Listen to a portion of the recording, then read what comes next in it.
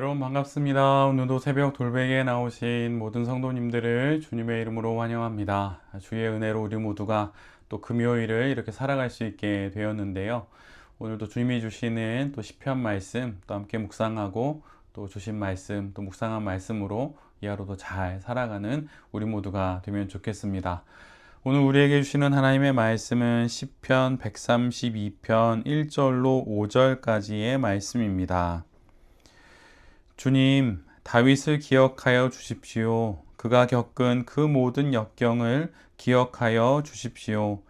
다윗이 주님께 맹세하고 야곱의 전능하신 분께 서약하기를 내가 내 집 장막에 들어가지 아니하며 내 침상에도 오르지 아니하며 눈을 붙이고 깊은 잠에 빠지지도 아니할 것이며 눈꺼풀에 얕은 잠도 들지 못하게 하겠습니다. 주님께서 계실 장막을 마련할 때까지 야곱의 전능하신 분이 계실 곳을 찾아낼 때까지 그렇게 하겠습니다. 하였습니다. 아멘. 오늘은 시편 132편의 말씀을 갖고 사랑을 드렸더니 더 큰 사랑을 주셨다. 사랑을 드렸더니 더 큰 사랑을 주셨다 라는 제목으로 함께 하나님 말씀을 나누도록 하겠습니다. 시편 132편은 다윗이 예루살렘으로 법궤를 옮긴 이후에 하나님으로부터 약속받은 일을 회고하는 내용으로 시작합니다. 그 배경이 되는 말씀은 사무엘하 6장과 7장의 말씀이지요. 다윗이 예루살렘으로 옮기는 법궤는 길이가 1.2m가 조금 안 되고 너비와 높이가 60cm가 조금 넘는 직사각형의 모양입니다. 그리고 재질은 나무로 되어 있고 그 위에 금이 입혀져 있습니다. 그 위를 덮는 판은 순금으로 되어 있고 속죄소라고 불립니다. 그리고 속죄소 양끝에는 천사 모양의 상이 각각 자리 잡고 있고 날개를 앞으로 펴서 가운데 공간을 덮고 있습니다. 그리고 그 속죄소는 하나님이 임재하시는 바로 그 장소가 되는 것이지요. 그리고 법궤 안에는 세 가지 물건이 들어 있습니다. 십계명의 돌판과 만나가 담긴 항아리, 그리고 아론의 쌍난 지팡이입니다. 그런데 이 법궤를 블레셋과의 전투에 가지고 나가서 빼앗기게 되지요. 이후에 여러 일들을 겪고 우여곡절 끝에 법궤는 예루살렘으로 돌아오게 됩니다. 그런데 그 과정에서 하나님의 궤가 실린 수레를 끌던 소들이 뛰게 되고 떨어지려는 법궤를 아비나답의 아들인 우사가 손을 들어 붙잡게 됩니다. 그런데 바로 그때 우사는 하나님으로부터 벌을 받아 죽임을 당합니다.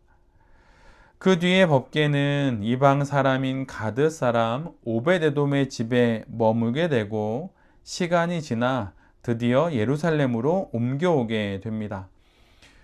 그때 다윗은 얼마나 기뻤던지 혼신의 힘을 다해 춤을 추게 되지요. 그때 다윗이 드렸을 바로 그 기도를 오늘 성경은 시편 132편에서 기록하고 있는 것입니다. 즉 오늘 본문은 다윗이 드렸을 법한 그 기도를 또 그 찬양을 하나씩 기록해 주고 있고 또 이것을 통하여서 다윗이 얼마나 하나님을 사랑했는지를 우리 모두에게 전해주고 있습니다. 다윗이 법궤를 그토록 예루살렘으로 모시고 싶었던 것은 다른 이유가 없습니다. 단 하나의 이유가 있는데 그것은 바로 하나님을 사랑했기 때문입니다.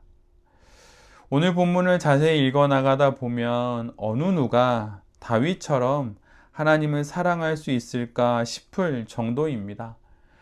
다윗의 이 사랑이 너무나도 아름답고 또 아름다운 것을 넘어서서 부럽게 느껴집니다. 그래서 우리도 하나님을 이렇게 정말 사랑하는 마음을 가져야겠다 이런 생각을 하게 되지요. 그래서 다윗은 사실은 하나님을 믿는 것을 넘어서 그분을 사랑합니다. 이 사랑은 막연한 사랑은 아닙니다. 그가 그의 인생 속에서 그가 경험하여 알게 된 그 하나님에 대한 사랑이 지금 다윗이 하나님을 향해서 갖고 있는 바로 그 사랑입니다. 그냥 갑자기 생겨난 그런 사랑이 아닙니다. 삶의 수많은 사건들 속에서 만났던 하나님, 그래서 알게 되었던 그 하나님에 대한 사랑이 바로 다윗이 오늘 우리에게 보여주고 있는 하나님을 향한 그의 사랑입니다. 다윗은 하나님이 함께 계시는 인생이 가장 귀한 것임을 알았고, 또한 그 아는 것을 넘어서 하나님을 결국은 사랑하게 된 것입니다. 그래서 사랑하는 주님이 계실 장막을 마련할 때까지 눈을 붙이지도 않을 것이고 잠에 빠지지도 아니할 것이고 잠시 잠깐의 그러한 낮잠도 취하지 않을 것이라고 다윗은 고백하는 것입니다. 하나님이 머무실 마땅한 곳에 하나님이 머무시기까지 결코 하나님 자신의 안위와 평안은 그 어떠한 관심사도 되지 않음을 오늘 본문 가운데 고백하는 것입니다. 다윗이 모든 것을 하게 되는 이유, 그것은 바로 하나님을 사랑하기 때문입니다. 믿음, 소망, 사랑, 그 중에 제일이 사랑이라는 신앙의 이 놀라운 신비를 다윗은 경험하게 되었고, 그래서 이 사랑의 마음을 갖고 하나님을 예루살렘으로 모시고 싶은 그런 마음까지 갖게 된 것이지요. 다윗의 이 하나님을 향한 사랑의 마음이 우리 모두에게도 있어야 할 것입니다. 하나님을 믿는 것을 넘어 하나님을 알고 또한 하나님을 아는 것을 넘어 마침내 그분을 사랑하게 되는 그 사랑의 신앙으로까지 나아가는 우리 모두가 되어야 할 것입니다.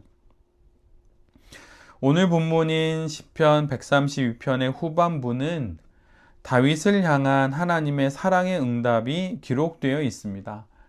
그래서 세 번역을 보면 하나님이 다윗에게 맹세해 주셨다라고 하는 그런 말씀으로 본문을 번역해 놓고도 있습니다. 하나님께서 다윗에게 맹세해 주신 약속의 내용들을 보면 다음과 같습니다. 다윗의 몸에서 난 자손이 왕위에 오르게 될 것이다. 그가 하나님과 더불어 맺은 언약을 잘 지키고 법도를 잘 따르면 그들의 자손이 대대로 왕위에 오르게 될 것이다. 그리고 시온은 영원히 하나님이 쉴 곳이 되고 하나님이 원하시는 곳이 되며 하나님이 사시는 곳이 될 것이다. 이렇게 맹세해 주십니다. 그리고 시온은 하나님이 넉넉히 채워주시는 먹거리로 인해서 부족함이 없을 것이고 제사장들은 의로운 일을 행하며 성도들은 기쁨의 함성을 지르게 될 것이다. 이렇게 약속해 주십니다. 그리고 이 뒤에도 하나님의 다윗을 향한 사랑의 고백은 계속 이어집니다. 그 내용을 보면 정말 많은 좋은 것들로 가득하게 되지요. 그런데 그 모든 것들보다 정말 깊고 더 높은 것은 바로 다윗을 향한 하나님의 사랑 그 자체입니다. 하나님을 사랑하는 자에게 하나님께서 주시는 그분의 최고의 선물은 바로 그 사랑에 대한 하나님의 사랑으로서의 응답인 것입니다. 다윗이 하나님께 사랑을 드렸더니 하나님도 그분의 사랑으로 응답해 주시는 것입니다. 신앙의 가장 깊은 곳에는 높은 신학적인 지식과 신비의 체험이 있지 않습니다. 거기에는 하나님을 향한 우리의 사랑과 그 응답으로서의 하나님의 사랑이 바로 그곳에 있습니다. 지금 우리가 알고 있고 우리가 경험하고 있는 신앙보다 더 깊은 신앙은 바로 이 사랑의 신앙인 것입니다.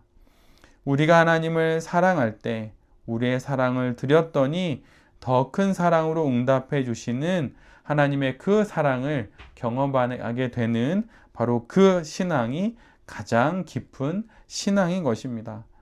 그래서 예수님께서도 사도 베드로에게 내가 나를 사랑하느냐라고 하는 그 사랑 문답을 바로 하셨던 것이죠.